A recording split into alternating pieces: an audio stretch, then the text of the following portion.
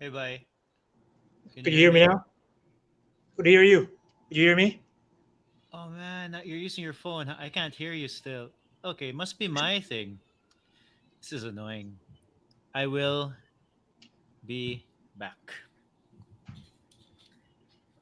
But we're live, by the way. We're live. We're live. Okay.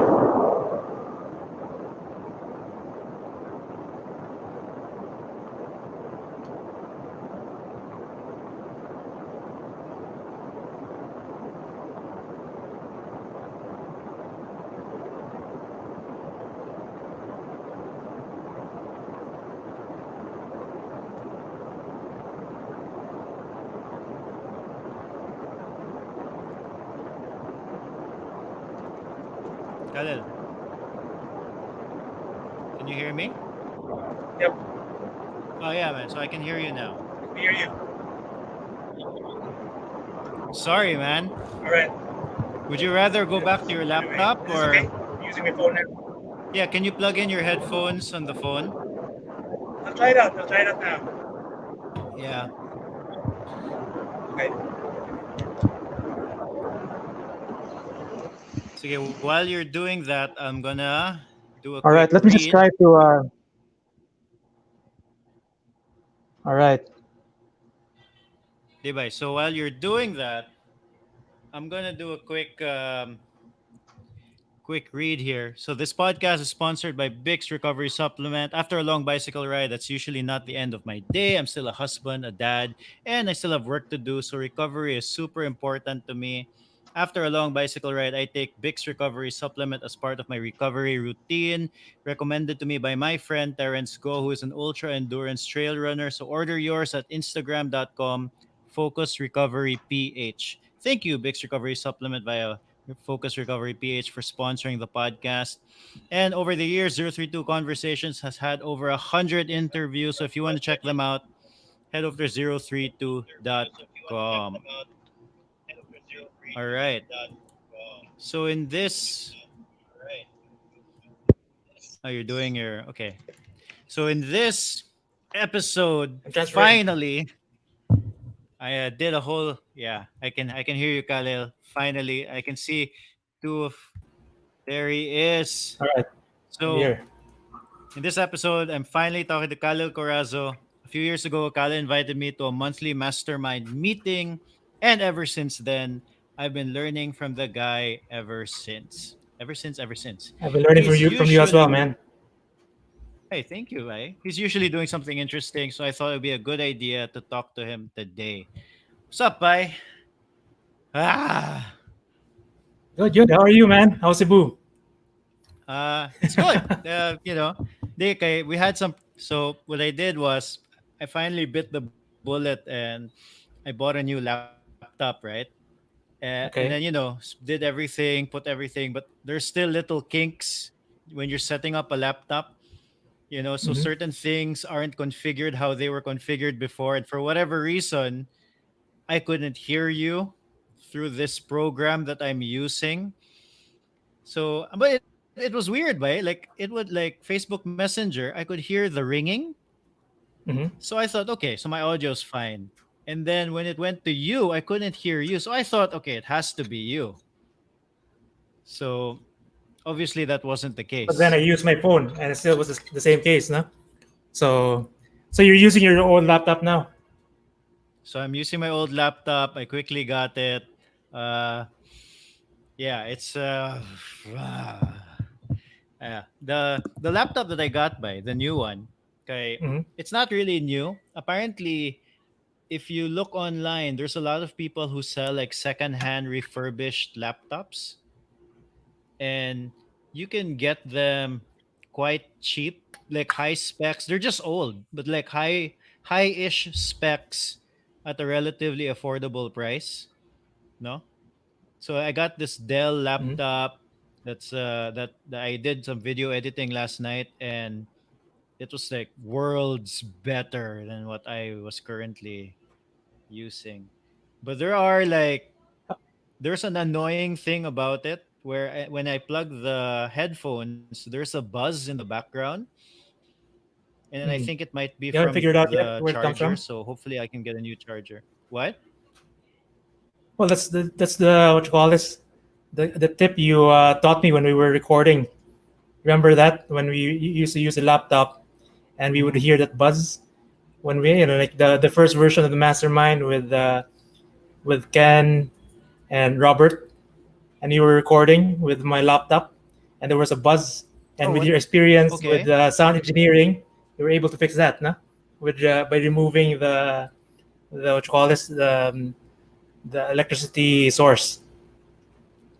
Oh, really? Yeah. So basically, that's Yeah. the problem with my laptop right now, and it's like you said, like I'm a sound guy, and that is I can handle a lot of minor annoyances, but that is a big one for me. So Mhm. this afternoon I'm gonna meet up with the guy again, and he's gonna give me another charger, and then hopefully it will be better. No, Cool. so All right, anyway, man. by So that's, yeah. as you know, this episode's probably gonna be a little bit different. No, well, I think Mhm. there's a bit of a lag, huh? Well, this is the Khalil? usual. This is the new normal, man. It's probably my bandwidth as well, my connection. Yeah, man. Like I think there's a bit of a lag when we're talking. Hmm. Yep. This is the way it is, man. So it's Yeah. just So yeah, we're gonna deal with it. We're gonna deal with it. yeah. So, but this is gonna be a bit different because I thought we were just gonna talk about random stuff, right? Mhm. And the thing that you sent me a few nights ago. It's happening. Uh-oh.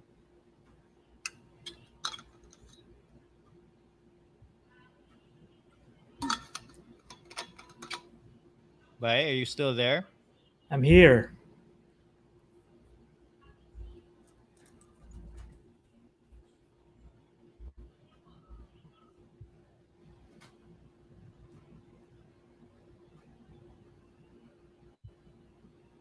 Khalil, are you there?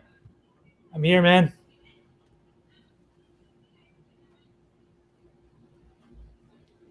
Okay. Can you hear me?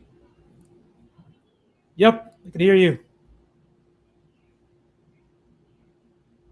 Hey, you can hear me, right? This is part of the new normal. This is gonna be annoying. So you're good? You can hear me again? Yes, yes. Yeah, so anyway, you sent me this thing a few days ago about the stallion and the rider, Hmm. right? And I finally got to read it last night, and man, I think it's brilliant. Can you explain it just for, obviously you're going to do a much better job than I will in explaining it like a little bit. No, it's just like a solution, or like in the past years, one thing I've been having trouble with is this like this. It seems like a backlash of too much discipline. Like at some point, I don't know if you've experienced this, but wasting hours of your life just scrolling down YouTube or any of the social media platforms, and I'm thinking like, why am I doing this, and how could I prevent this? And I guess this was my answer. Like I've tried so many different productivity techniques in the past. Yep. You, s- No, what do you mean like the byproduct of too much discipline? I'll explain it later because like I think Sige. that phenomenon of like you just like it's like a small burnout. Like you couldn't move further with your plans because you're so tired or your mind is so tired. So you end up just like like doing the least the I guess the easiest thing possible, which is like just watching some YouTube videos. So and like how do you prevent that? And and this is sort of my solution. Like I've tried so many different productivity techniques in the past. I mean, you know about that. We share this in our each of our masterminds, and this is sort of my latest and greatest version of that. And essentially, it starts with like this reality of this like dual um, nature of man's mind. And this is not something I invented. Like one of the best books I've read about decision making, it's called Thinking Fast and Slow. I mean, I've told you this about this in the past as well. And the that is a book about like decades of what you call this observations in behavioral psychology. They make tests on people, and then based on those tests, like how people behave, they they glean some conclusions on what how humans normally behave. And one of the key ideas um, in that book is that there's this duality in how we think. So system one and system two. System one is this fast, instinctive decision making, and then system two is this more deliberate, slower way of making decisions. No? And and it seems it's also applicable to how we are motivated. So on one hand, it seems that we are motivated by purpose, by meaning, by our vision. But on the other hand, there's also this part of us which is motivated by, belongingness, by novelty, by acceptance, by recognition. So, um, and this is also like this is not a new idea because Aristotle, through Thomas Aquinas, already had this idea that our what's the relationship between the intellect and the will and the emotions. And he says the word he uses is it's political, meaning it's not like you're controlling a robot. You're actually negotiating with like a subject. If you're the king, you're negotiating with subject. They're free. You have to convince them to follow you. And this is And all happening like within yourself. this is in your mind. It's because like maybe Yeah. my mistake in the past was thinking that I could just command myself, and I have this vision, I have this idea, I have these duties, and I would just will myself towards that. No, so just discipline, pure discipline. But it didn't work. It's like at some point the stallion would rebel. So I think this is a more realistic understanding of human nature, that one part of you has this intellect and will, and the other part is this very strong, powerful part of you, which is your emotions, and you cannot just will your emotions, but it's I mean you could actually, but there are consequences. But at the same time, why don't you just take advantage of that powerful animal that you have?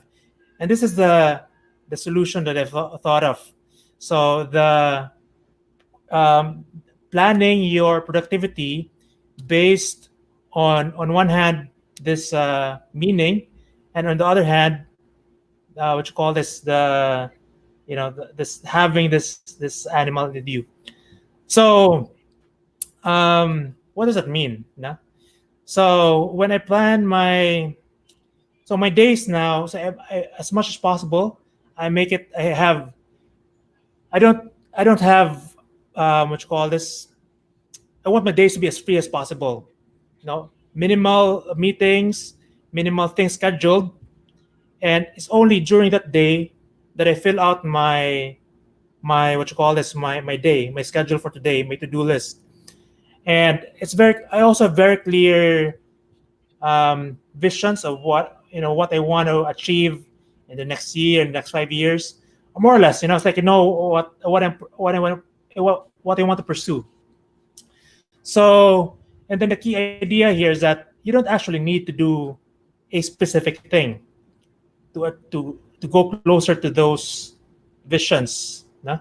Like for instance, right now I want to eventually build a genomics business. It's like a 5 year journey, and I also want to start a what you call it, an online teaching thing. I don't know what it is yet, but I want to make revenue from there within the year.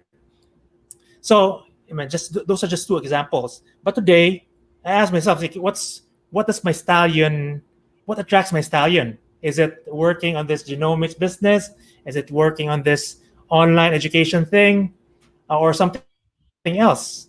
So because Yeah, but if I think can we like differentiate like the stallion and the rider first?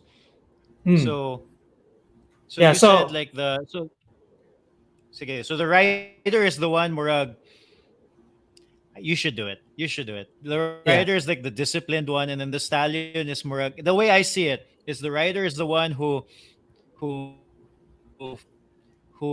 sets goals, who is disciplined, who says, okay, we should be doing this today. But the stallion is the one who is like in a way passion based, no? hmm, So I could yeah. be defining it a little bit wrong, but could It, be interesting to hear how you would define it.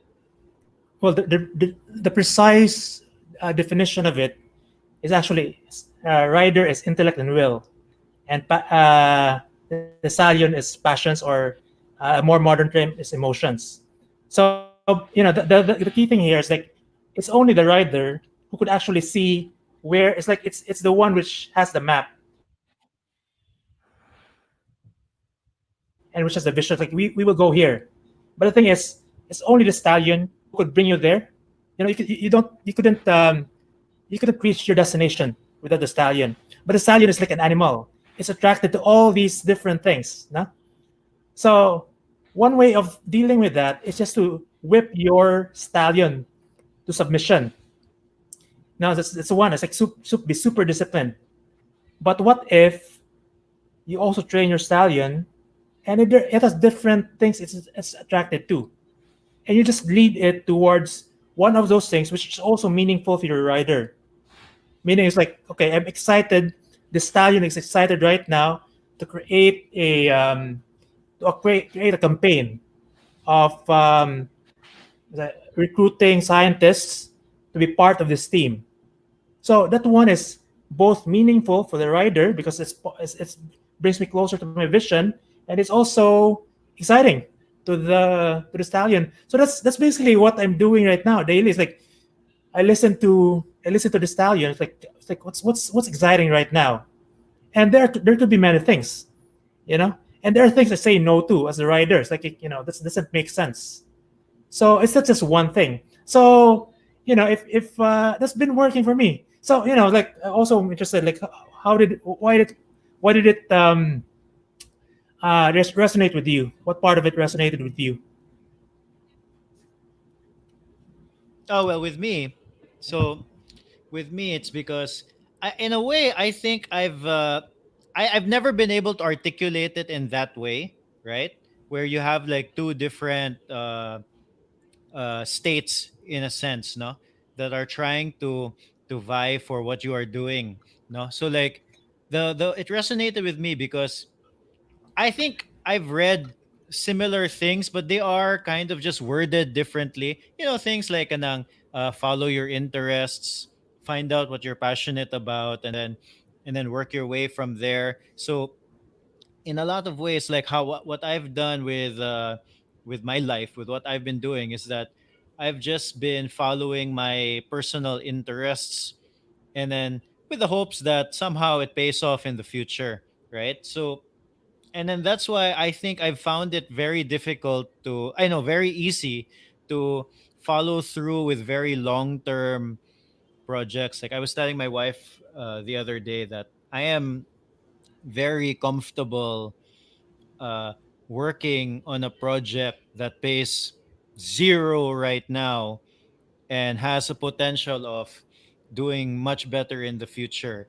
And even though it doesn't, I have a way of finding the good in it. So for like I have a lot of examples for that. Like for years now I've been writing a newsletter once a week, and it's it hasn't really paid back monetarily, but it has paid back in a sense that it's forcing me to uh, look within myself and just reflect. And it's like every weekend I find like an hour or two where I just sit down and force myself to think.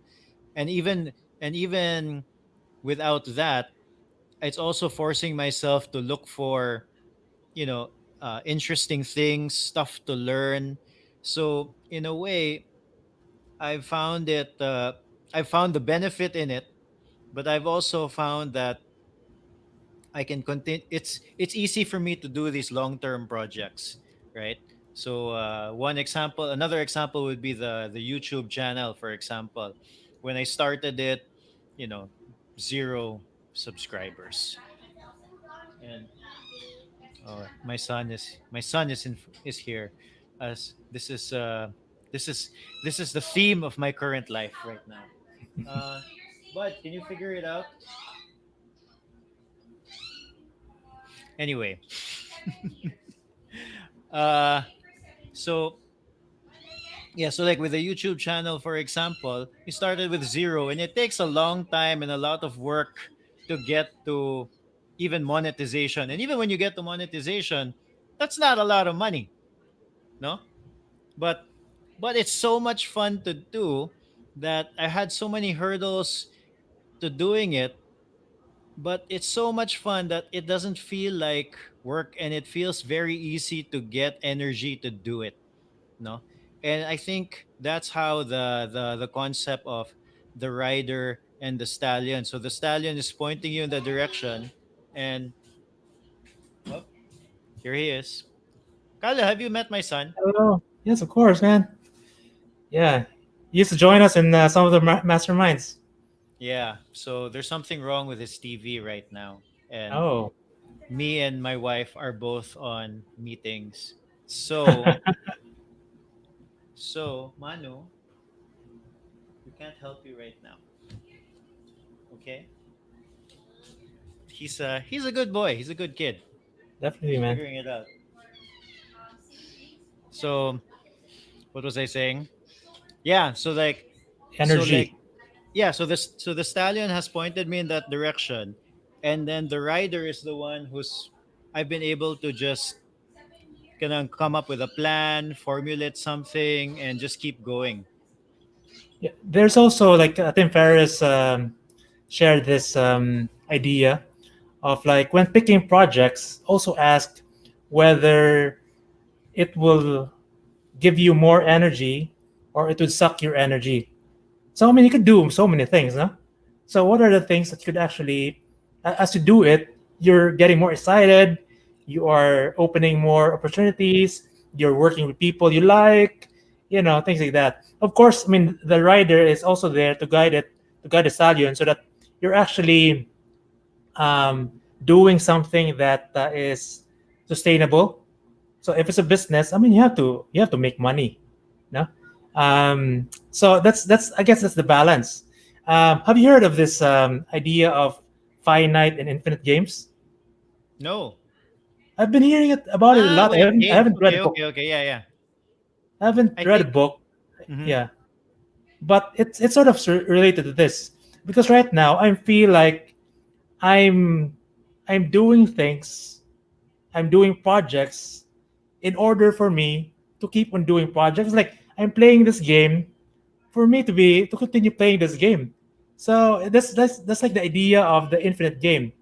Like you're whatever you're doing. So right now, it's like the past weeks, I've been organizing this meetups with this group of users who use Rome research, and I've been working with scientists to make this project a reality, this of genomics, and I'm doing that for me to be able eventually to do more of that.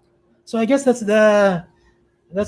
where you want to be. So I'm curious about your choices of projects. Were there things which like you felt like attracted to, your stallion was attracted to, but you said no, this doesn't make sense?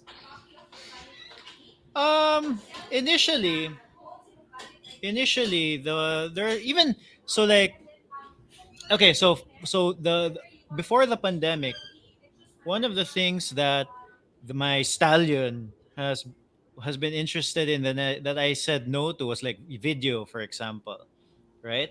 So for the longest time, I just decided not to do video because I just didn't have the skill set for it. I didn't even have the computer for it, right? And once the pandemic happened, really there was a lot of time to learn something and do something new. So in a way, and right now I can see very quickly that there are gains from doing video. We are doing video right now. This is something that I wouldn't have done before, right? But for example, another thing like I was interested in, but this wouldn't make sense for me would be like, let's say, photography. I still am very much into photography, but I don't think I could figure out a way to make a living from it. Photography, music is another one where I don't think I was good enough to uh, make the life that I wanted doing music.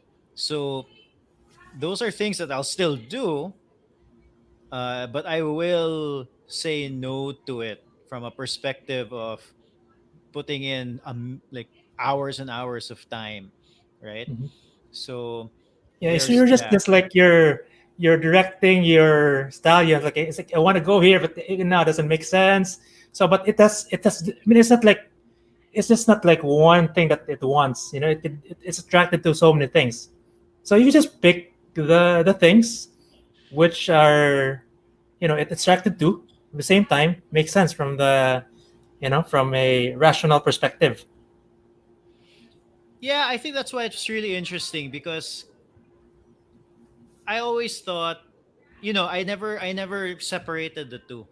I always thought it was the same. Like, all right, let's do something fun. And I think a lot of people, they veer a lot on one. Either they're too much of a rider or too much of a stallion, right? So like the people who are too much of a stallion are like, in honestly, they're really cool. They're kind of like, they're people who do just things that they enjoy, and then they just keep going in that direction. But sometimes they don't have a plan with uh, making it a viable thing. So there's no longevity in it, right?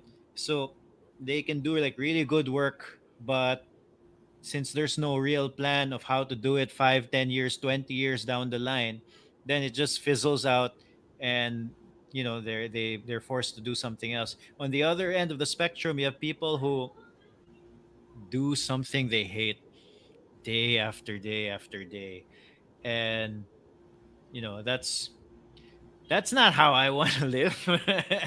you know Yeah, but so like you have to qualify this suggestion or this model as well, because there may be a point in your life which you just have to discipline your stallion, either because you have no choice. I mean, yeah, like yeah, maybe during this time, maybe that's the case of a lot of people. Like you just need to survive this this phase in your life, and then when this pandemic ends, there will be new opportunities. And also, like I wouldn't tell this to my 18-year-old self, because my 18-year-old self had to learn discipline.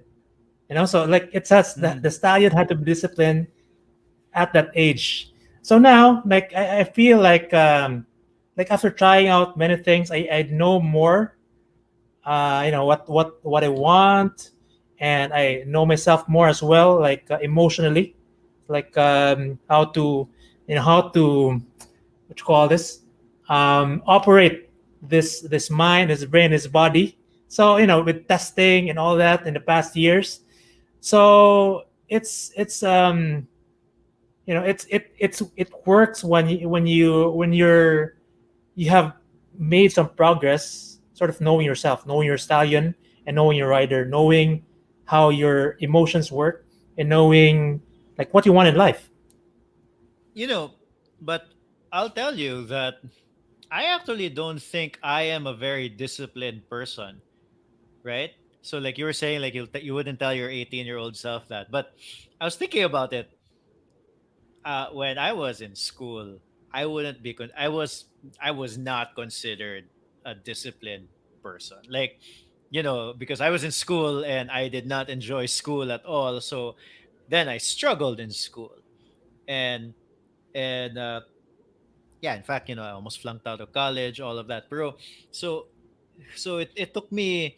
I definitely had to find the discipline at that moment in time, but I don't know, man. Like especially after graduating, like I found if it was something that I felt like I did not enjoy, I did not spend a lot of time in it. So for example, like right after college, I went abroad and spent some time teaching English, and then I very quickly got tired of that. Like it was not something that I wanted to do. And then I was earning pretty good money for the amount of hours I was doing. I think I was like working for like 20 hours a week or something. And you know, it was living in we were in Madrid. I was living in the middle of the city. Basically, doing whatever I wanted in the middle of the day when I had no work.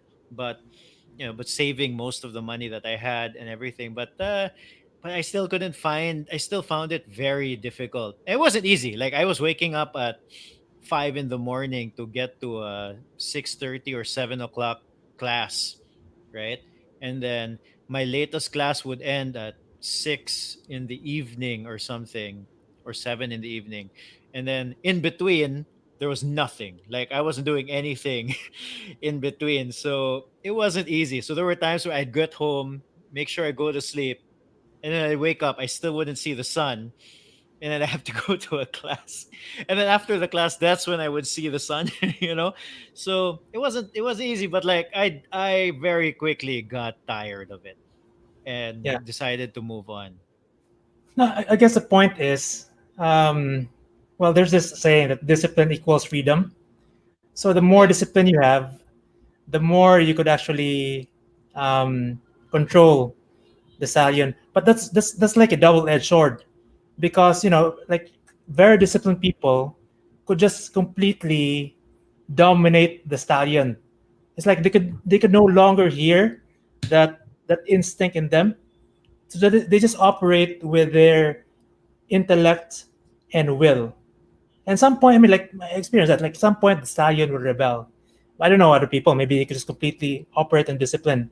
But also another aspect here: if you are interested in creating new things, it's only the stallion who could hear the voice of inspiration.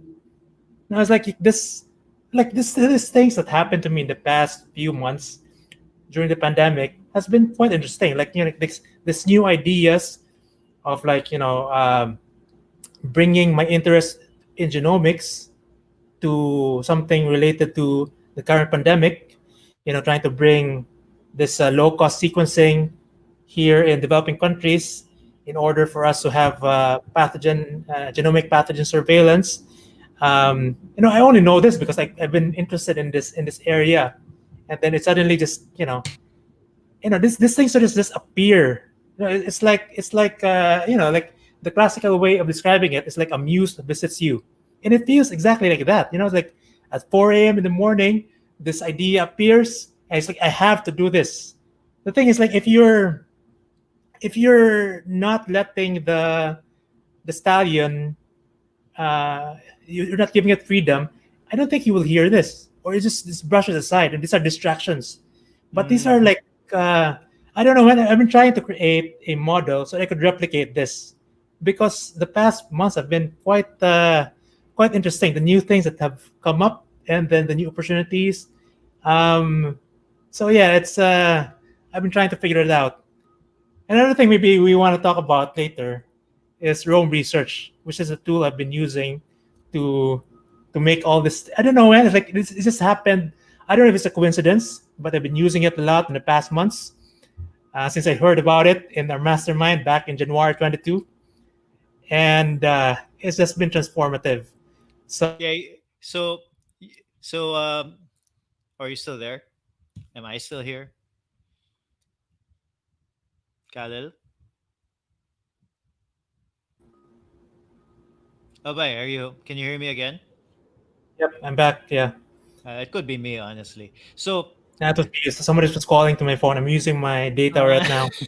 Yeah, yeah. So anyway, the what So, as you know, I invited you to do this podcast, and I gave you like it'll be a bit different than the usual because I wanted it to be like what we're interested in, and then you keyed in right away because I was avoiding trying to say it. It's going to be like the random show between Kevin Rose and Tim Ferriss, right? And I recently listened to one, I think their latest one, and see Kevin Rose really mentioned Rome research. He even mentioned what did I think I saw it on your Twitter. Like what do you call the people who do Rome? Oh, here we go. So this is one of the problems with doing this online.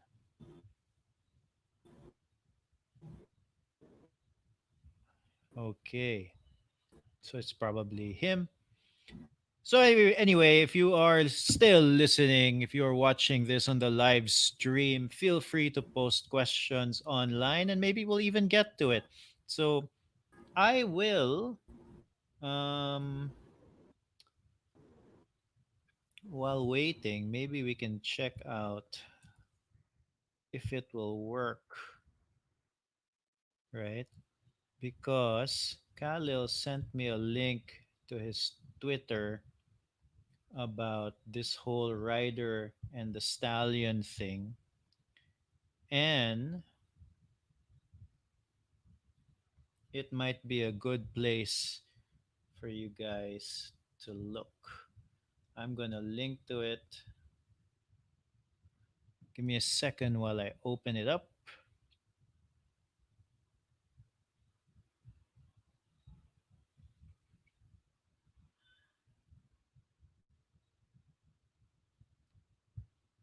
Oh, he's back. back man. He's Sorry. back. Yeah, no, like I was saying, I was just telling, this is really the problem with doing this online because you have so many things that are happening, and but you know what? I'll take it because it's much better than going out and meeting people in person. I honestly have been saving so much time doing this. Did you hear me what I said? So like, what do you call the people who do Rome? It's well, it's called Rome cult. It's like a The Rome cult. cult. Yeah. So it's like a tongue-in-cheek play on fanaticism because it's like because people who use it um, tend to be fanatical about it, but you just like say it tongue-in-cheek, so that it's it's acceptable to be a fan these days only in that ironic way. So I'm part of that cult. I mean, it's like I was just converted into it after using it. So Um, So for people who have no idea what it is, can you give an explainer?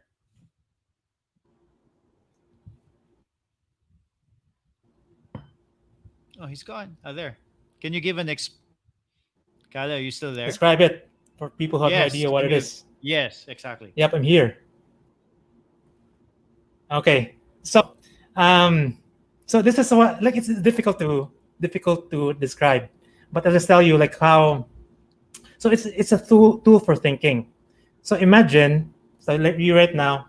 So our tool for moving around for many years or thousands of years has been walking, no? And then somebody invents a bike. you know. So how do you like a bike is new, and how do you explain to someone what a bike is? It's like, it's like you're walking but you're faster. You're using this machine, no? And I guess, I mean, the analogy there in thinking is actually writing. So once writing was invented, thinking has been much more, I mean, faster and more efficient, and you could go further because you don't need to rely on your memory. And then once the car was invented, so imagine like someone who's biking. It's like, hey, there's this new kind of bike. It has four wheels, and you don't have even to pedal. So it's like that. So this new, there are several tools like this. They are called tools for thought, and essentially they are like that. They help you think more and better. No, so and then it seems like, oh, how come it's only now that we have this? No? So So maybe because it's like a more efficient way of thinking in a way, right? not even more efficient, but like it allows you to think more, to think. It's like you're, because of the limitation right now. Like imagine you're thinking of connecting different ideas together. Your limitation is your memory, because you have to carry all those ideas in your head. No? So, but if you are using a tool, so the most basic one is your notes on paper. So you're using that to think, because you have this idea in the past, you have this idea 1 year ago, and you're connecting them. You come up with something new, or creating a book. It's like that. Your past self, your present self, your future self are collaborating to create a work of writing, or anything for that matter. Like that takes long term. It's like that. So in this case, so it's not only paper, but you're using the power of computing to actually help you think. So I think that's the way to describe it to someone, like for instance, who has never seen a like a car before. It's like you've never seen a car before.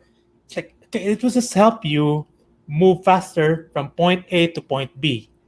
So it wouldn't make sense talk about there's a steering wheel, there's this clutch, and all that. So it's like you have to go inside the car and drive it for you to experience it.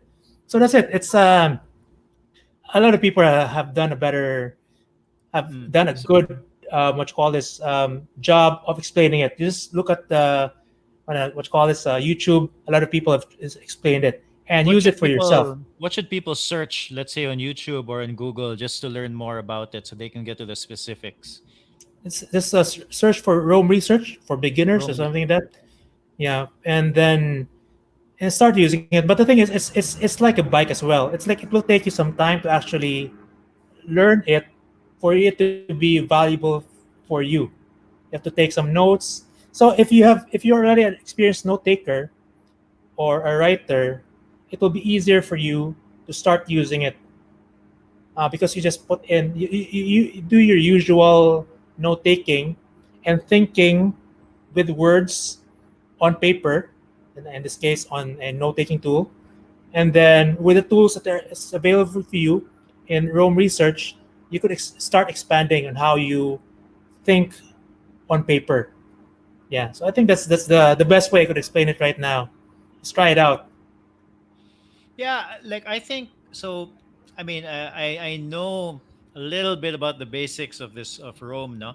But yeah, my my pushback is, it's really a lot of, for me. There's a lot of, like, you have to do a lot to get something out of it, in a way. Like, there's a lot of organizing of ideas, and then there's a program that you guys use, like it's really like an online platform that Yes, connects all of these that's a ideas tool. together. That's a software. Yeah.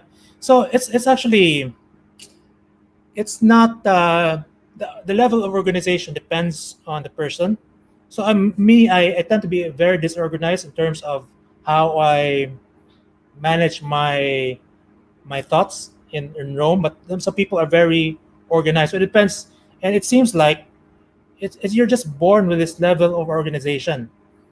My guess is, the more disciplined. I mean, there right now we're actually doing this in this meetup or this event I've been organizing for Rom Cult, that we're trying to figure out whether there's a relationship between personality type and the different productivity and knowledge management techniques that you could use. And when it comes to Rome research, there are so many ways of using it.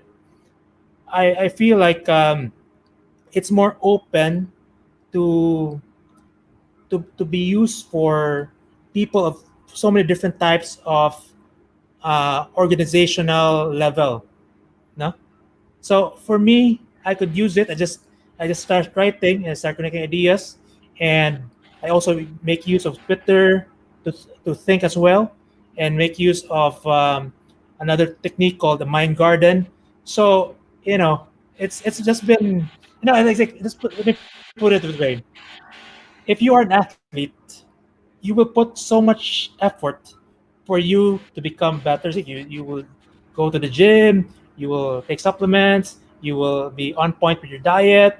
You will you will work with a doctor or physiotherapist or whatever. So it's like that. This is my I feel this is my job, my calling to to come up with ideas and bring them to reality. So I need to be like an athlete in this domain. No? So Mm. this is my tool for that. This is me practicing my scales. This is me working out. This is me like using a power tool for my profession. Yeah, I'm really tempted to do it. I think it's gonna be. I suspect it's gonna be one of those things that I've known for a long time and have pushed back for a long time, and then when I finally do it, I'll be like, "Oh man, I should have started doing this earlier." I Yeah, yeah, suspect it's gonna be something like that. yeah. And also like What is the website? What is the website? Sumuka, eh? it's a I mean it's software which runs in your browser. Ah, Hmm. Rome research. Yeah, I don't There, know. there, There. are, there are other there are other alternatives like Obsidian, it's another alternative, and Remnote. Because Rome Research right now is like $15 per month, so it's like Mm, but I think it's worth it if this is if your work involves thinking.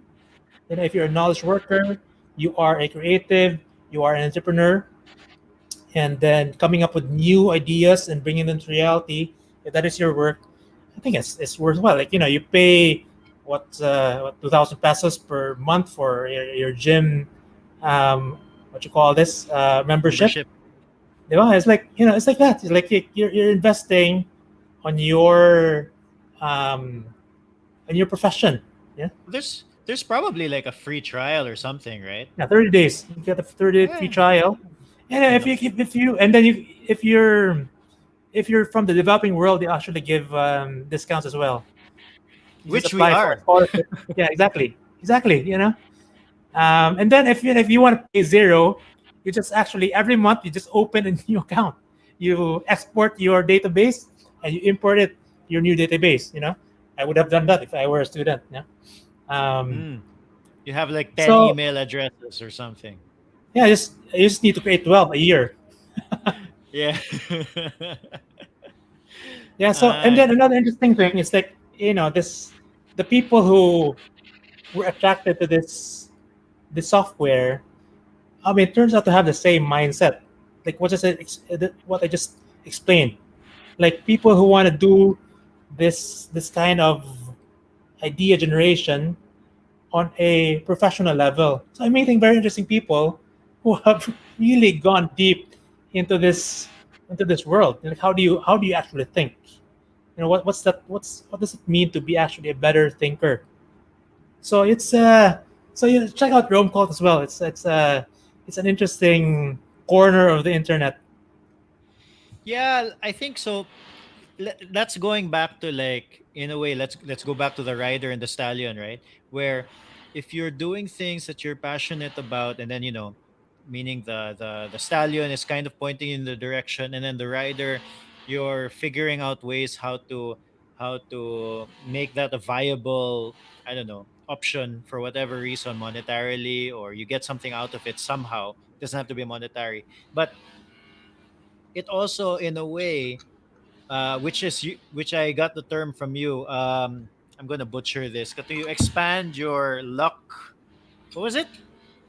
Ex- It's like the Lux surface area. That's yeah, the your that's the luck surface area. Yeah. yeah. So you're expanding your luck surface area by doing those things, just because since you are passionate about it, and and you'll end up thinking about it more, meeting more people who are the same, and then all of a sudden these lucky things happen to you. No, I found that to be in a way true for myself also. Like even with cycling, so kanang like I well, you were there in the beginning, so I made this like Facebook group that was basically gravel bike Cebu, and my whole idea was, there's not that many people who have these bikes yet, and then it'd be cool to meet them.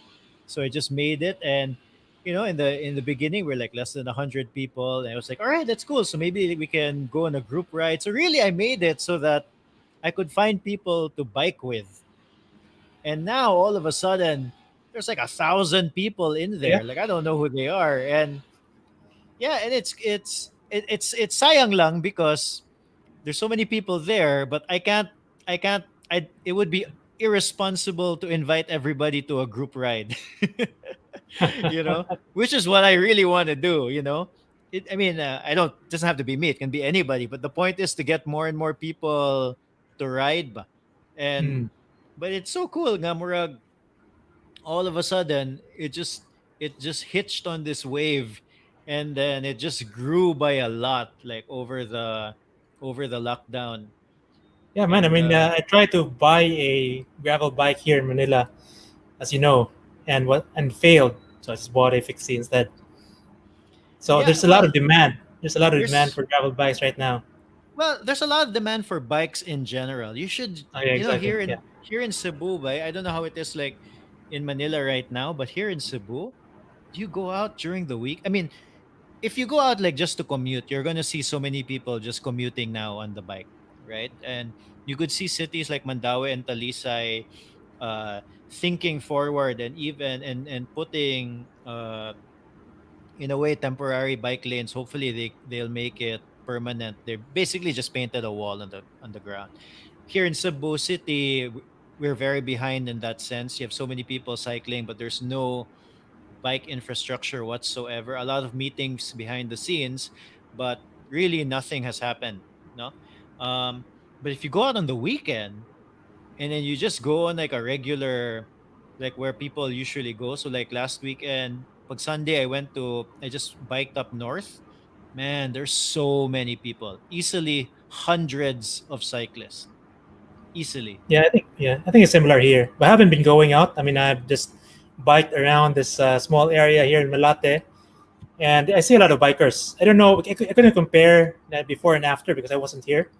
So, but I imagine that it wasn't like this. Like if when you go to like the parking area in what you call this in a store here in a mall here, so it's full of bikes. And when I was in Cebu just a few months ago, when I went to Ayala, it was the first time I saw like the entire Oh, yeah. like what you call this area across where's that BPI or like that enters in Ayala. It's full of bikes.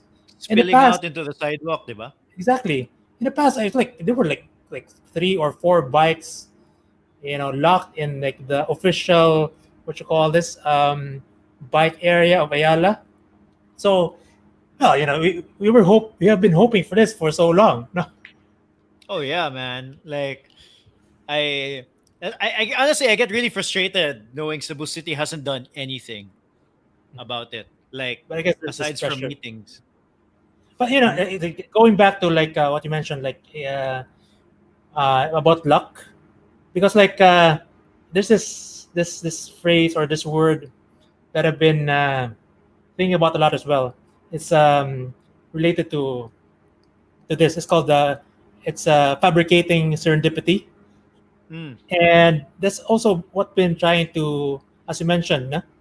Like the luck surface area is like the formula given there is your the how clear you are in communicating what you're passionate about times the number of people who know about it. So right now, I've just been tweeting a lot about my interests and reaching out to people and organizing these things, which allow me to talk to people who are interested in the same things. Which is, I guess, what you're doing as well. You know, with biking and what you've been doing in these conversations, and you're just generating luck for yourself. I guess that's the rider working there. So connecting with people, you're organizing this, you're setting up the equipment, you're setting the date, the time, you have all these things, and then so that you could your stallion could operate in more areas. You're opening opportunities for yourself to ride. No, I guess that's the infinite game. I guess Yeah, no, I totally agree. Like this is why a lot of the things that I've chosen to do is because of something like that. Like I just want to I've just been following my passions and interests. One thing that I realized doing this, so one of the weaknesses of 032, for example, is that so in the beginning when we started it, we were thinking, okay, this is going to be very specific Cebu. It's going to be about Cebu, Anana. But it turned out it wasn't specific enough. So it's very general. So that is one of the uh shortcomings in fact of this podcast. Like I can have a conversation like this with you. We'll talk about Rome. We'll talk about productivity, the stallion and the rider, like all of these things. And at the same time, I'll also talk to somebody else about something totally different. It could be bike infrastructure. I could talk to somebody else about entrepreneurship. I could talk to somebody else about art. So in a way, it's not specific enough. It's very general, no? And I realized once I started doing the YouTube channel, and it's super specific. It's just bikes, and then that's it. Like it's bikes and it's bike rides and it's teaching uh beginners about the basically basically the easy things about bicycle cycling. I'm ruining my English here, but anyway, the being very specific. And I realized if you are very specific, it's actually so much easier to garner interest and so much easier to find people who are interested in the same things. No, so that's what you're talking about, like a specific interest and showing people a specific interest. And in fact, in a way, that's what I've kind of done with my kanang social media in a sense. No, so I'm always posting something. Like it's actually way weird because like in social media, I try not to be uh uh I try not to consume social media because honestly it's as you know, it's kind of it's thumbs up. depressing. Yeah, and Time time sync. suck. Yeah, but also depressing. Right? And but I use it a lot in a sense nga to connect with other people, to find like-minded people, and also to share my interests, which is primarily cycling and this podcast. So this podcast for me really is just an excuse to talk to interesting people at this point. No, um, but with the cycling, it's been a lot easier to garner an audience in that sense. No, um, yeah, one trick I do with Facebook is I don't think you're not a huge Facebook user, no? You're more Twitter. Right now, I've been using Twitter since like the past few months. I've been just doubling down on Twitter. In fact, I've stopped writing. I mean, long form. All my sort of long form writing have been like Twitter threads. So I've only produced like three like long form essays this year, and two of them were just like rehashes of Twitter threads. Um, yeah. By the way, how has been your how like you've been creating videos now for like how many videos have you made? Like 100 plus? Like how has No, been no. your experience Like there? my bicycle videos like are about 50 plus. I think I have a How total was your of like experience with 60. creating videos? Oh, it's really good. Like so I'm gonna buy like I Okay. am about like I'm about to reach like I'm at like 700 subscribers right now from zero. And that's the nice thing is if you figure out what YouTube wants in a sense and you just Oh wow. keep and then you just keep at it, eventually you will get to you'll get to that monetization level. Like I'm sure I'm going to reach it within like a month or 2 months, right? Because if you if you create videos that so basically if you create so when I made the channel, I had an idea. Okay, bicycle videos. I wrote down what exactly I liked about the bicycle videos that I watched. They're helpful. There's a real story. There's somebody talking. It's not just like a video of a camera on the trail or on the road, and then that's it. There's actual there's an actual story involved and an arc and everything. So I decided to make videos like that and videos that are helpful as well. And what happens is if you do it often enough and consistently enough, YouTube picks it up and a lot of the views comes from YouTube itself. So I always share it on social media to give it a little bump, but most of the views 80% of the views is all internally from YouTube. So people finding out about it. And what happens is YouTube looks at all of these different metrics. And if it does well in those metrics, it will slowly open up the hose in a sense. It'll slowly show it to more and more people. And if it continues to do well, then it will show it to even more and more people. So it's if you figure out like a formula of what people want to watch on YouTube, and then you're consistent and you're willing to work your ass off. I've been releasing like 3 videos a week for months. No, wait, give me a sec. My son just walked in again. Excuse me, bud. I'm still busy, and you can't make noise. He's strumming my guitar. Okay. Can you look for mom? I think mom is ready. My mom is working on Maddie's score. Oh, okay. Here. Okay. Can you okay, bye. Okay. He's just sitting on the corner of the room.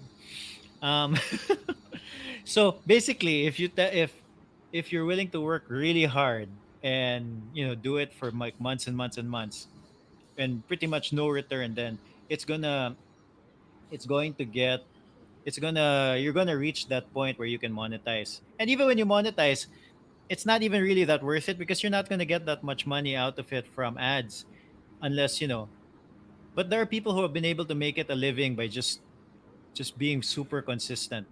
But I noticed there's a lot of people who in a way kind of pay attention. So like yeah, like kind of when I go out on a bike ride, like this week, the Sunday, I was navigating traffic and on going on my way back home, and this guy went up beside me, and he goes, "Boss, ikaw tong vlogger?"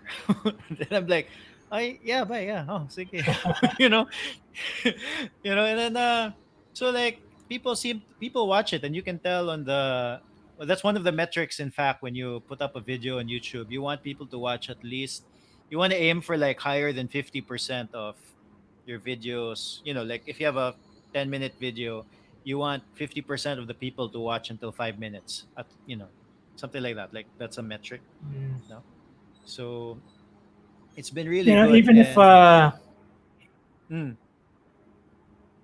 even if you couldn't make a living out of it eventually, or like in the next few years, the nice thing with content is like it's just there, and it's what you call this? It's compounding interest. It compounds interest. No, so the yeah, but more you create, diba? the better it becomes. Yeah, no, but this is the thing. I actually think I can create some real revenue from this. So at some when once you reach the monetization stage, I suspect what's going to happen is YouTube opens up that hose even more. Like it shows it to even more people, right? Because all of a sudden, okay, this is another person that we can sell ads on. And if this person reached the minimum viable audience in terms of monetization, then YouTube will say like, "Ah, okay, so this person is willing to, do the work, have consistent videos. So this is another person that we can, uh, in a way, take advantage of."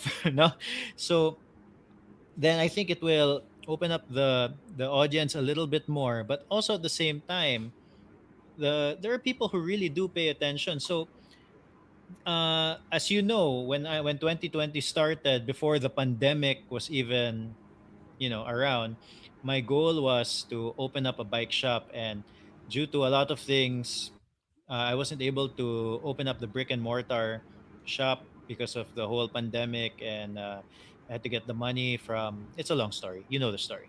Anyway, so the but once I do decide to sell something, it would be so much easier to do it on that platform. And then and in fact, I can already see it's already happening in a sense, because so sometimes I have this, I made a 032 jersey earlier this year, and I'll wear it occasionally, and I don't market it whatsoever. And then there will be a comment every now and then on the YouTube asking about that jersey, no, because they want to purchase it. So So when is it coming something out, like, man? well, so what I have planned right now is I'm going to launch my bike brand, right? And then eventually, the thing that I'm going to start off with will be clothing, because the nice thing with cycling right now in Cebu is there's actually no real cycling clothing brand, like pretty much zero. A lot of people either buy from Lazada or Shopee these really cheap imitation stuff, or they're having it made custom. So if you want to buy something like readily available, that's nice, that's like a brand, it's not there yet. So I'm gonna do that. It I might I be your want game, man. Because you've done this before, and you're just Yeah, exactly. Yeah. targeting a new audience, yeah. And this is the problem with a brick and mortar shop is that you're limited by space. It's like, and then geography. But right now, it's like your followers, I imagine, are all over the Philippines and all over the world. No, by the way, I just ordered an Ave Maldea frame. You It'll did? take three Ah, I'm so months for me to get jealous. it, How many months? How many but months? 3 months. Three Yeah, three months. months, man, or 2 months maybe. But I'm expecting it to arrive in 3 months. But the Fixed thing is, gear? like, he's selling all over the world, mostly in the Yeah. Philippines. So it's the advantage of like having a brand, and then and so I can imagine it could happen to your brand as well. Wait, I want to know more about what you ordered. So what did you order? What frame? It's a track frame for the fixie. Fixed gear. You didn't want to order like a gravel frame? No, eventually I'll do that once I'm in Davao. I'll build a gravel bike. This one is sufficient for me right now. Okay, because he'll do that. He'll make one. He'll make you a nice gravel bike frame. Yeah, definitely. That's the next one. Yeah, I'll start with a simple fixie to go around the city, and then once I'm settled there in Davao, I'll start exploring the routes there, and maybe a gravel bike. We'll see. I'm jealous because I really want an Ave Maldea bike. I really do. I mean, I want a lot of bikes, but That's the next frame, man. uh, yeah, that's Yeah, so it's that's also. I mean, I've also experienced now. Yeah, this this phenomenon of like just wanting to upgrade. It's oh something yeah. totally irrational. It's like, so this brave, this tire. Anyhow, it's good that I have to wait for 3 months for this to arrive. So it's just like, okay, no upgrades until this thing arrives. My So it's not technique a is business. Like you're catering to irrational desires. no, yeah, my technique is I just don't look at stuff. I just don't look at um like there are press releases of things that come out. I just don't look. Like I don't wanna know. I really don't. Like my bike is totally Yeah, fine. yeah, yeah. No, I've stopped checking this all these bike groups, man, because it's just a bottomless pit. no, but what I do like about the bike group, so that's actually my Facebook hack. So what I noticed was that I joined so many bicycle groups. So now whenever I look at my dashboard, it's all in my feed. It's all about bikes. So, the people who are really negative or the people who are complaining all the time, they get pushed out. And a lot of my feed really is like legitimately stuff that I'm interested in. And then, occasionally something about the government will come out and then I'll feel a little bit depressed for 5 seconds. But, there's another bike right next to it. Uh, so that's my little hack for that. No, but yeah, So the yeah, what you call yeah. this, designing your feed. Yeah. Wait. So did you visit him? You went to Abel Maldea's shop or what? How did the ordering process go? No, no, I just bought it through a distributor called Ah, okay. Cycling Culture Cycling culture. PH. Yeah. Yeah. So yeah, just Mm. bought it from them. Ah, you should have gone to Ave Maldea, part of the although, Samok in a way because you have to go there and yeah, that but part of the experience, like the one that I want to do is I want to go there, talk to him, tell him what I want, hear what he says, and then when the bike is finally out, have that picture with Ave Maldea as he gives me the bike. Like that's the Yeah, yeah, definitely. I Yeah. want the full on experience. no. Yeah, like yeah, that is like one of the like Ave Maldea is one of those things like where he just followed his the stallion in a way and just decided, because I'm sure like making those bikes is a pain in the ass. It And not can't if be you're easy. passionate about it. That's Okay. your craft, diba? So, but it took Yeah. it took him like I guess more than a decade to build his brand. But right now, I mean, since you have like this marketing background, you could just fabricate that or accelerate that progress. No? Yeah, I think I think that's one of the things. It seems I think a lot of projects take a lot longer than people realize. No, so like it doesn't seem very long that okay I started April and it's only September 1 now, but I'm still not there's still nothing to show of it. In fact, I've spent money. I had to buy a new laptop in order to do editing, and I had to buy a new camera because I just want to like level up the quality. So in fact, I've spent money on it and then put months of work in, and then once I do, if ever, get some sort of paycheck, it's probably going to be like less than 1,000 pesos to begin with. But I feel like it's going to have like a long term. I'm even rethinking opening up a brick and mortar shop because of this. No, I mean it's also right now. Now is not the time to open up a brick and mortar shop with the whole pandemic. It's just too much risk. No, uh, and then with the bike shortage, I might not even be able to get any supplies, right? I visited my bike mechanic and he was telling me like it's very hard right now to just get basic components like an 11 speed chain or something like that, you know. So it's probably not a good time to open up, but eventually, so like depending on how this does, it might even change my future plans of opening up a brick and mortar shop, no? So like a part of it is being flexible, and I like your idea also of kanang being open to opportunities, where you have this concept where you're not time bound to a lot of things. Kanang I forgot what your Slack, words. Sorry. slack, Oh yeah, slack. yeah. You have slack. You have slack in terms of time and in terms of cash. So you could pursue things that come up because I mean the things the opportunities come up are much better and more than anything that you could ever plan. You know?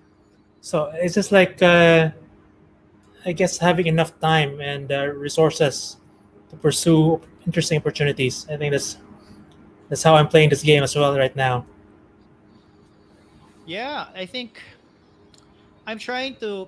I like I'm actually I'm really rethinking my initial goal for 2020 when I wanted to open up a store, brick and mortar, but now I'm really thinking about what if I just hold on to the cash and just see what happens, you know, moving forward, but what happens in the future, what comes, because especially now there has to be, all sorts of opportunities, maybe even investment opportunities or something that we just can't think about, we can't foresee, you know. Yeah, definitely, definitely. Yeah. So it will be a different world. The whole economic structure will be restructured. The creation of value will be different. What people want will be different. So it will be a different system, and then where you fit in that system is like what's your unique the thing that only you could do well, because you have this background, you have this experience, you have these resources, you have this network. So what is this thing? So that's another thing I've been thinking a lot about. Like, what's the thing that I could uniquely provide to this world?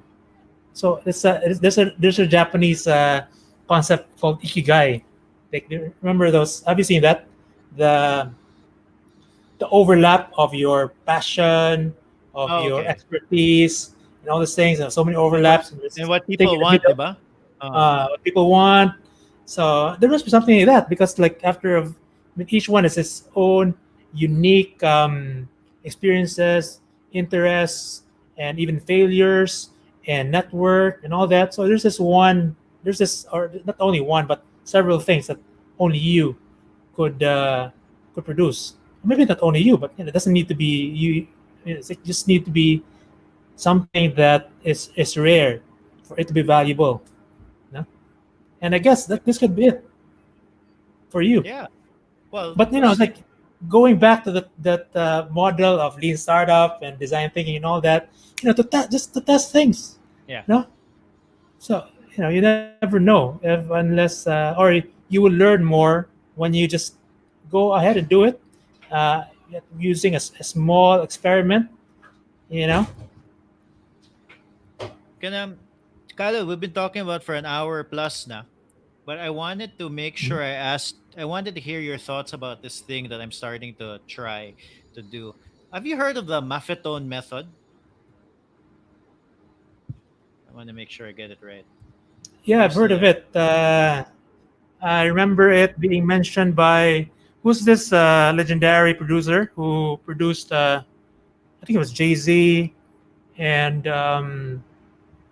this guy with this like guru like Ah, the old guy with a producer. beard. He's Yeah, he's he's not the actually old. he He's just produced like Nirvana also. Nirvana. Yes, yes. Um, And Rage Against the Machine. What's his Rick name? Rubin. Rick Rubin. Yeah, Rick I Rubin. remember him Yeah, yeah. mentioning that in the podcast. Oh, he did. Maffetone, yeah, that's how he lost weight. Was Ah, overweight at some point. And since you actually what you call it, share that in your newsletter, right? Check it out because this yeah. was familiar. It is actually the same method that what's his name, Mark Sisson, recommends for endurance athletes. Who's Mark Sisson? He's like this paleo guy. My brother went into this low carb paleo thing. I think he was his like sort of first guru. He followed his style and lost a lot of weight and became very athletic. After that, is now a jiu-jitsu instructor. So Mark Sisson knows what he's talking about, and in his book Primal Endurance, he talks about the same thing. This like training your heart rate at like what was that, like 180 minus your age, something like that, no? And then to develop that fat burning what you call this machine or fat burning endurance. So I guess that's it. No? But yeah, I think the whole somebody commented I thought it was Butch. I don't know, maybe it's a different producer. Is there the I think Butch who might be the guy from Garbage. Anyway, but no. So the maffetone method is like, so it's one. There are a lot of qualifications, but generally speaking, it's 180 minus your age, and then if you haven't been training, another minus 10. If you've been experiencing some health difficulties, minus 10. But if you have been training, then plus 5. No, so more or less, it's something like that. Yeah. So And the that's your idea heart is rate, no? Just to be clear based on heart to the rate. Based on listeners. heart rate. Yeah. Yeah, so based on your heart rate. So, and then if you're like 16 years old, totally disregard the computation. It's like just, I forgot what it was, like just do a certain, they, but anyway, if you Google it, you'll see the certain qualifications. But I think the whole idea is, and this ties back a little bit for me anyway to the rider and the stallion. So the whole idea is you're training at a level of effort that is low. So you're not doing super high effort uh, uh, things when you're training, no? But also, so so you're not like pushing your heart rate up to max. You're not going super hard where you're breathing really hard after 2 minutes or after 5 minutes. You're doing an effort that you are almost capable of doing the whole day. No, so if you take away the heart rate, you don't have a heart rate monitor. Basically, you are doing an effort that you're pushing a little bit hard, but not hard enough that there's a time limit. So you're pushing hard enough that you can do it the whole day, more or less, right? And that's what the whole maffetone method idea is. And what happened to me was, so when the lockdown first happened, like April, so when it was April, by I had this like whole plan. Like I set up a training plan. I was gonna go hard for like twice a week, and then or 2 or 3 times a week, and then the next few days would be like super easy. And then after a month of doing it, so I had the discipline to do it for that long, like a month. And then when they extended the ECQ and I still wasn't allowed to go out, it became a lot harder to do the same easy hard training, like easy day, then hard day, then easy day, then hard day, then easy day again, then easy day, and then hard day again. It became a lot harder. Like, it was very difficult to discipline myself to do it. And then so I started doing this whole like maffetone method last week actually, right? Because my friend Terrence go, that's what he's been doing, and I went cycling with him once. We were going up. He's like a trail runner, so he's not even really a cyclist, but he's like super fit, endurance wise. We were going up a hill, and then I was looking at my heart rate monitor, and then I asked him, "Boy, what's your heart rate right now?" And we're the same age. He's lighter than me. He's a lot more fit than me. Like, he's like eating the right food and everything. But I asked him what his heart rate was, and it was like 130 something. Like well below his maffetone. Or 140 something. Let's say, and then I was jumping at 160. You know, and that was okay for me, but that was like, wow, we're just keeping up. We're doing the same pace, and I am doing 10 to 20% more effort than he is. So that started me thinking about trying it, and I realized after doing it for 1 week, I was able to cycle a lot more. I biked almost every day, and then my number of hours jumped up by, I think usually I do like 11 or 12 hours a week, and I think I did 16 last week or something. And it was like an easy 16. Like I could do it easily again, right? And I think going back to what happens when you get the rider to call all the shots, when you're just relying on pure discipline, and then you get some sort of burnout, it's hard to continue doing that on a training perspective as well, no? And I think that's what the maffetone method kind of harps on. You can overtrain, as you know, diba? You can really overtrain where you're hurting your body instead of doing well, no? So I've been trying it out, and I don't know, I see some. I don't think you'll benefit if you do it like that's all you do year round.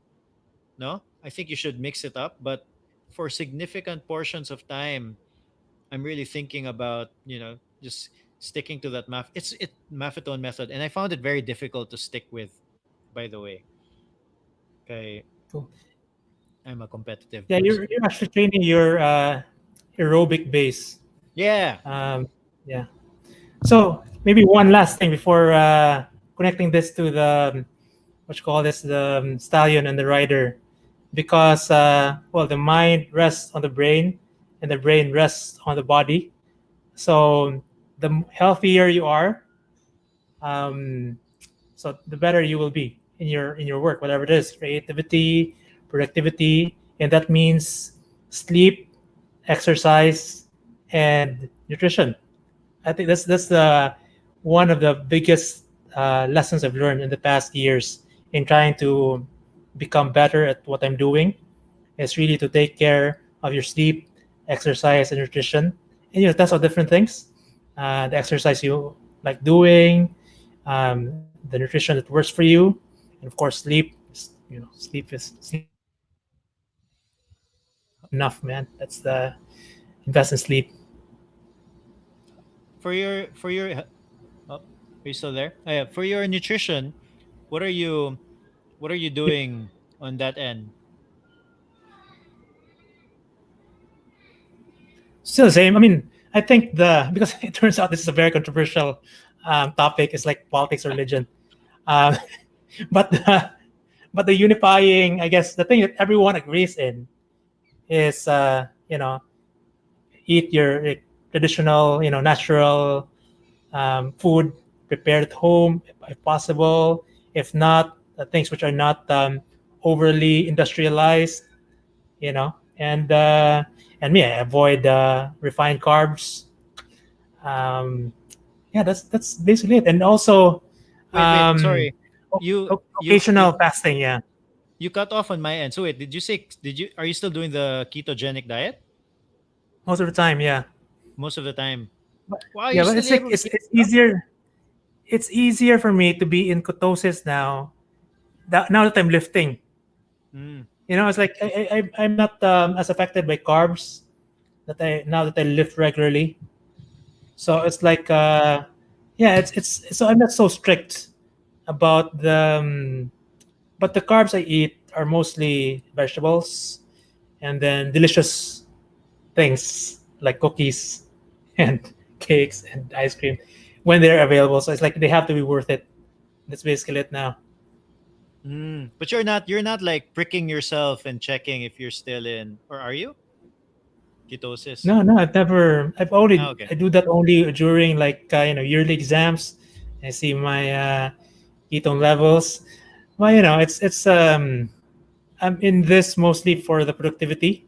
So if Mm. I feel if my mind is working at a good level, which is normally when I'm in I'm in ketosis. There's just a certain feeling of mental clarity. If I'm consistent with lowering my carbs, so it's that's my measure. Like if my brain is working efficiently. Mm. Yeah, I've gone the other way now. Like I remember before we used to talk about that, and I would be like avoiding a lot of carbs, no. And now since I started doing a lot of like cycling, so endurance based sports, the I've been eating a good number of carbs now. Like, but I try to. I'm not. I'm not very disciplined, so I'll still snack and stuff. But if I see vegetables on the plate, I will opt for vegetables than more than meat. No, so stuff like that. But yeah. But generally speaking, I've been taking quite a bit of carbs. I need the fuel. I need the fuel for cycling. Yeah, there's you also check out that part of the Maffetone method about on nutrition Yeah, because yeah, it's essentially transitioning from being fueled by glucose to being fueled by fat. I think that's part of it. Huh? that's part of it. But I mean, part of me is also like I'm not an athlete. I'm not training Yeah, for exactly. any Yeah, yeah, you know. yeah. And So it's like a lot of things also depends on your. I mean, again, we're not athletes, so the priority is also like having like family life, having, operating within this, within your family and your social events and all that. So it's you work with the cards that you have. Yeah. So far, I'm pretty happy about it. Well, anyway, by just to recap, um, I will make sure to somehow link your what do you call it? Like tweet essay, your It's called uh, a thread. It's a Twitter thread. thread. Yeah, sorry, I'm not a Twitter user, man. I'm gonna It's make it's, sure to uh, link your it's thread. like a whole 30 more minutes of conversation there about Twitter. Twitter. Maybe some other time. Yeah, I can see the value in it. Huh? I just like, bro, between the things that I'm doing, like I've just decided, all right, I'm just not gonna do this. That it's just another thing that I don't want to keep track of. No, like the same, pretty much in the same way you probably don't keep track of Instagram. No, it's just not your Yeah, thing. Yeah, like Instagram is more my thing, for example. No. Yeah. Yeah. So recap. I'm gonna check. I'm gonna make sure to link that the stallion and the rider thread on the show notes of this when it comes out, and you know what? I'll put it in the comments just so that people can see it soon as now, right? But and yeah. So where can people find you, Kalal? I guess just Google my name and that's it. Twitter na. Twitter. What's your Twitter? Twitter.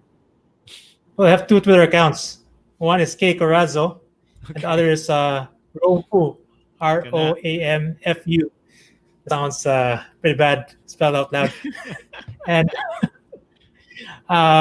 but yeah, yes, just Google my name, and it depends on what you're interested in. I tweet about Rome for the one account, tweet about genomics and the other account, and other things. And yeah, so a lot of things in Medium as well.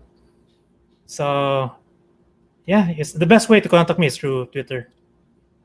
Well, how did I miss anything by? Is there something you want to talk about that I did not that we somehow did not get to?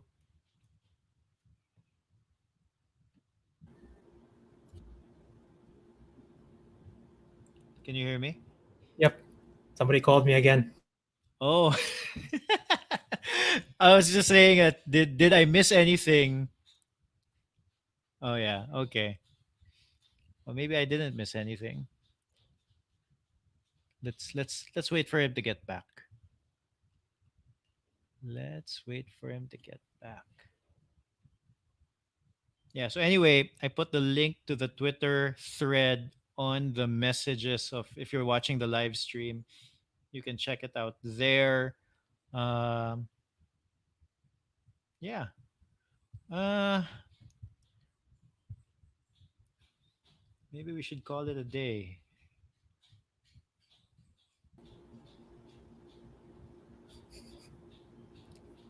New normal, man. New normal. Oh, hey, you're back.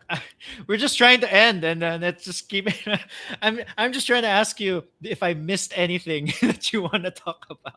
Yeah, it's pretty much like yeah. I mean, I could talk about a lot of like other things, but just check out the things I've written and all that, and yeah, we'll talk more in our next mastermind.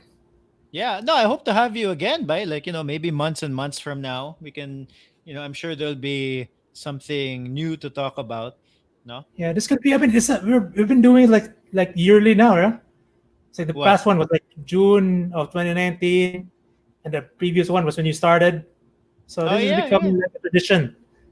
Yeah, I mean, I'm not. I don't have a set date for it, but I'm just trying to I'm basically how I book the guests. I just book it out of like what I'm interested in at that moment, you Mhm. know. And Mona, I thought it'd be cool to talk about because one of the problems if I'm just talking to somebody purely as an interview, it's not really a conversation.